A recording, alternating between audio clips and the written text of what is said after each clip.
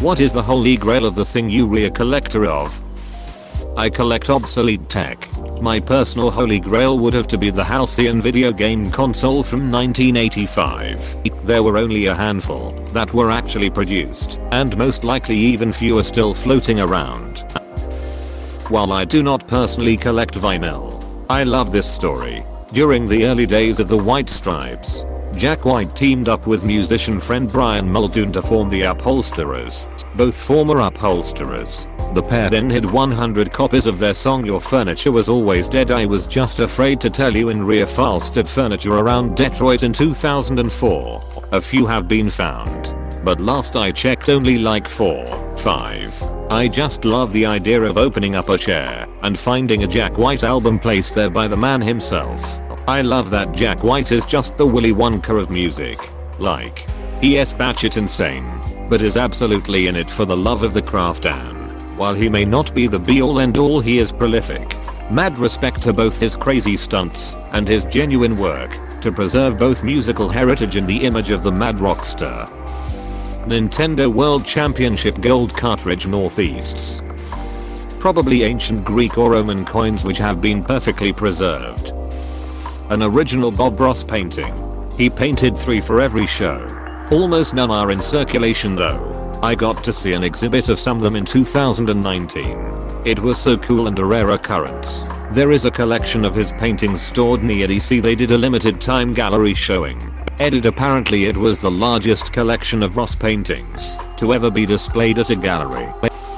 I collect roller coaster credits, that is. I track the coasters I have ridden. There are a few grails. Mostly coasters that only open for a short time or we in obscure parts of the world. I have one of the holiest of grails. I rode Ring Racer at the Nürburgring during one of the 4 days it was open to the public. The only rarer credits out there are Twist Coaster Rob in Japan. Only open for a few hours, and Orphan Rock never opened. It is estimated 4 people have ever ridden it. My mom collects Rudolph the Red-Nosed Reindeer stuff. She has an entire room of it. I think her holy grails are a table and chair set, artwork signed by the original designer, a rocking horse, and I am pretty sure she has one of the original film reels. Edit wow, I had no idea how many of you guys would like this, and thank you for the award. I showed this to my mom and she is so happy that people are interested in it.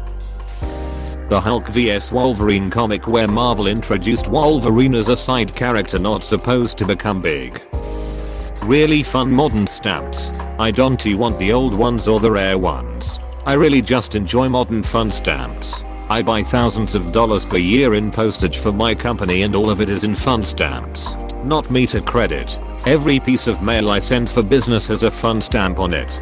Sesame Street, Mr. Rogers, First Spacewalk, Thermographic Solar Eclipse stamps, Scratch and Sniff popsicles, and soon the Star Wars stamps. I love them all and want to share them with my clients. My holy grail would be more Harry Potter stamps. Those were really cool stamps. A Fiesta covered onion soup bowl or cake plate and a Pyrex Lucky in Love casserole dish. I collect Beanie Babies. No, I don't think they lines get valuable. I just legitimately like them lol. Most Beanie Babies are worth very little. But for serious collectors, the holy grail is the Peanut the Elephant Beanie Baby in royal blue. Only a small amount of royal blue peanuts were produced. 1500, 2000 or so. Very soon after, the creator decided that peanut would look better in light blue. Teeny Beanie and Beanie Buddy royal blue peanuts were later produced on a larger scale. Royal blue peanut is probably the most valuable Beanie Baby, selling for up to $1,000.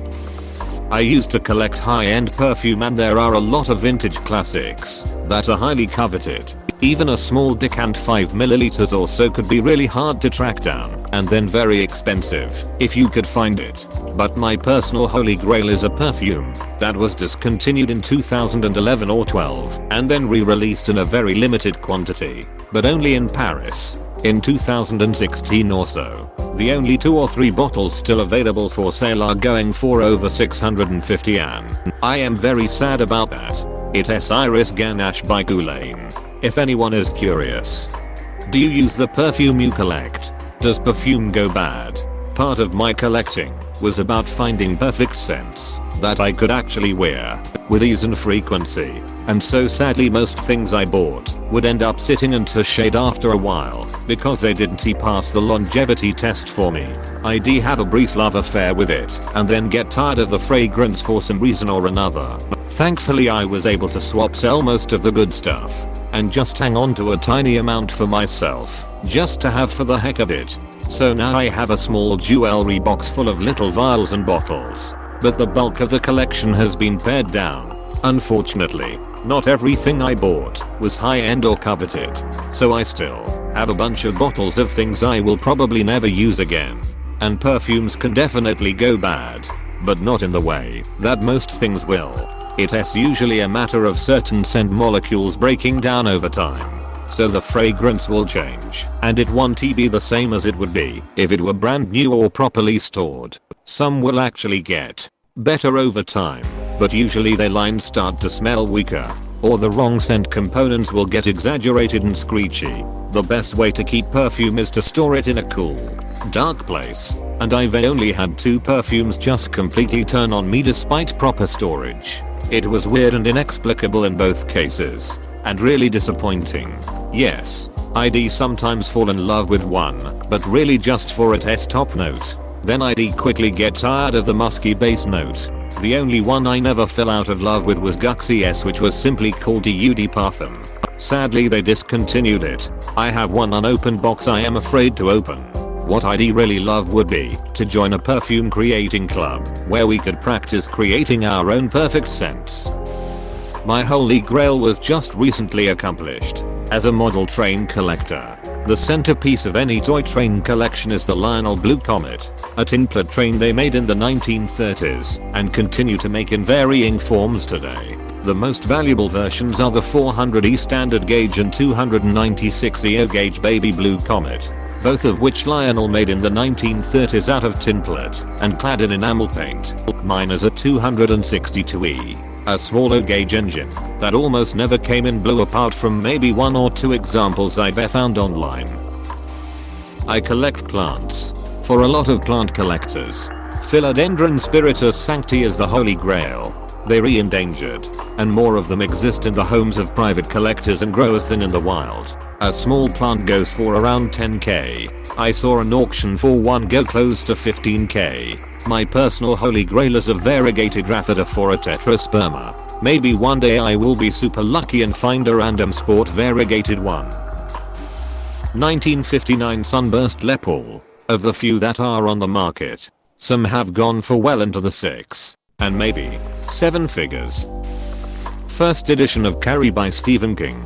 My mom collects Stephen King and Richard Bachman, pseudonym for those of you who don't know hardcover books. She has a Crypt Keepers magazine that's apparently worth a pretty penny. I collect video games, and I really want a copy of Hideo Kojima's Snatcher for the Sega CD. I collect seeds. I grow about 500 varieties yearly between flowers, fruits, veggies, and herbs. My holy grail seed I have is flood beans. The backstory history is that a farmer had them planted in his cornfield using corn as the stakes. These are pole beans anyways. Back in 1888 there was a flood in WV. Cornfield completely flooded. After the flood water was gone, these beans came up everywhere. They grew and still grow today as tall as 2-story buildings. The green beans grow to a foot long. The leaves on the plant get about 9 inches and man, I absolutely love watching these grow. Although this year I lines have to figure out a better climbing area. Flood beans forgotten heirloom seldom. I sort of unofficially collect elongated pennies. For those of you who don't know what that is, they are pennies that get squished by a machine that creates a design of something on one side. They are usually found randomly dispersed throughout tourist attractions, museums, etc. And the design has something to do with that specific location. Also, they have absolutely no monetary value whatsoever and are totally useless aside from potential sentimental value. There is no real holy grail that I know of, but it sort of feels like finding the holy grail every time I see a penny squishing machine when I am not expecting it. There are websites that list the location of every machine in a certain area, but I think that takes the fun out of it, so I choose to never intentionally seek them out. A few years ago, My boyfriend and I went to Paris, and I was shocked to find a penny squishing machine on one of the top decks of the Eiffel Tower. Hopefully airlines find an even more exciting and unexpected penny machine in the future, so I can add to my collection. Mine is frowned upon by collectors of arcade games because it is really pretty ghetto. But I have a small arcade game collection. In the 80s, Nintendo was selling so many Donkey Kong machines. They couldn't keep up with international demand. So they licensed a French company named Falcon to make a clone of Donkey Kong on cheaper, more available hardware. The Falcon games were not based on Nintendo's designs, but instead they were programmed versions of more readily available hardware, Midway's Galaxian and Nichibutsu's Crazy Climber. The game plays differently, the levels are ordered differently, and the sound is super cheesy. Mario screams hi-ya when he jumps. But strangely, I find it to be a lot more fun than the actual Donkey Kong. Falcon sold loads and loads of their version of Donkey Kong, called Crazy Kong, across the world. But they got greedy.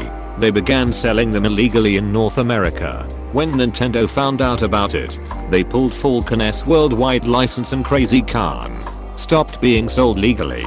Falcon went on anyway to pirate more games. They ripped off a version of Donkey Kong Jr., but finding an illegally imported North American version of Crazy Kong is extremely rare.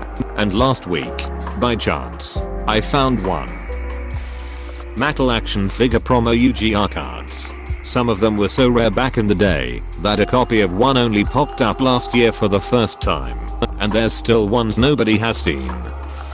My son and I collect old Boy Scout items, old canvas packs, a full uniform from the 50s, canteens, first aid kits, flashlights, etc.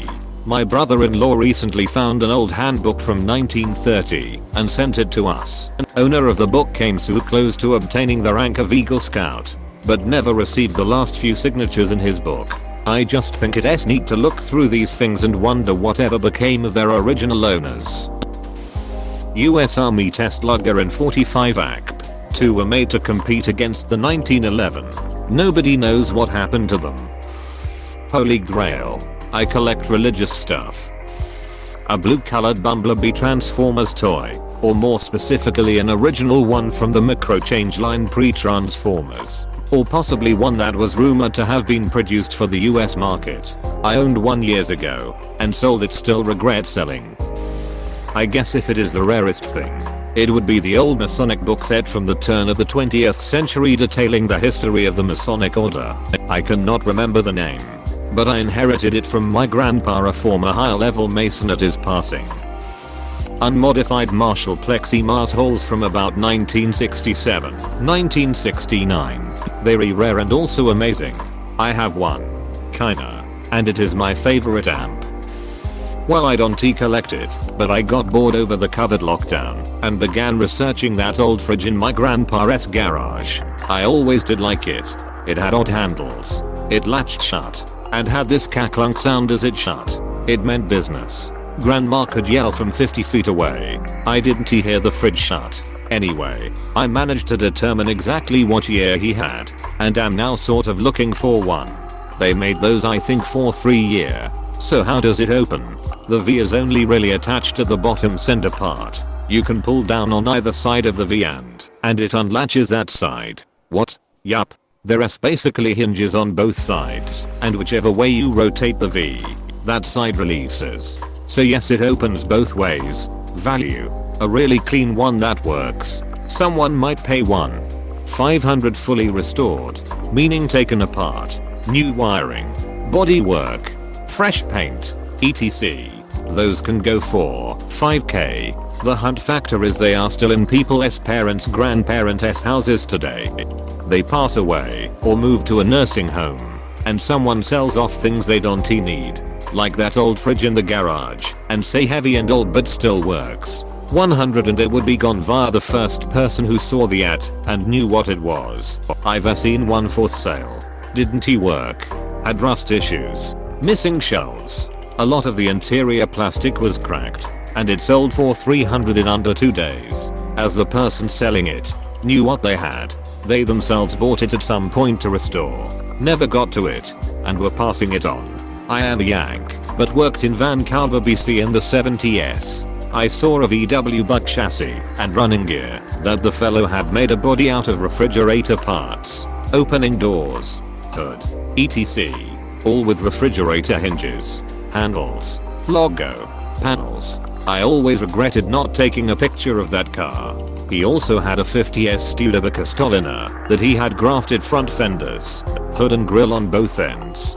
Both cars looked factory. Real nice work. Thanks for watching. Consider subscribing for more videos.